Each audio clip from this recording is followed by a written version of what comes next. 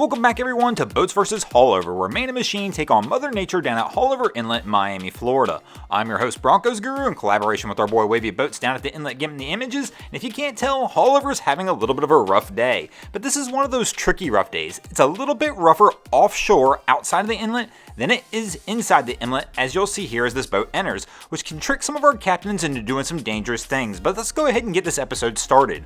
Our first boater to do battle with Haulover Inlet's gonna be coming in hot, and this is one of those things where I see people get tricked. This guy in this Invincible's coming in hauling tail, not really realizing how rough it is offshore, but fortunately for him, he's in an Invincible and it doesn't really matter. This cap just keeps going through the inlet, throttle down, lets the boat do all the work, and it's going to take a pretty easy win for the boats in this round. But I'll tell you what, I was a little surprised when I saw him coming through the start of the inlet as hot as he was coming. I thought for sure this one could easily end in disaster, then I forgot he was in an Invincible.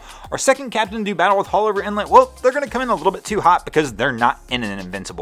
Here we're going to see this vessel rolling through Haulover Inlet, and they're coming through at a pretty good pace to start off with, but this captain's taking a beating right up front, and they have to slow it down. Haulover gives them the 1-2 punch, and these guys are basically going to take it down to about an idle pace, and Haulover will take the win in this round because these guys came in just a little bit too hot, thought they were going to flex on Haulover, and Haulover had to respond and say, no way, not today. And don't let this cobia fool you though, the little guy can get in here and still do battle with Haulover. They just gotta pick their lines and pick their speed a little better than that captain did. Kinda like this vessel right here is gonna do. This little 22-foot Robalo is rolling through Haulover, and they've picked just about the right pace for their vessel, and of course they're gonna be able to pick the right line. Sometimes I wonder if these smaller boats don't have an advantage. These guys are able to get in between the troughs and kinda hold their line and their pace a little better than some of the larger boats we'll see. Don't get me wrong though, it is still hard to compare a smaller vessel like this to like that Invincible we saw in the first clip, who was able just to come blasting through the inlet. But when we got a savvy captain behind a small vessel like this, they can still easily pick their lines and do battle with Haulover even on the worst days, and this round right here will absolutely go to the boats.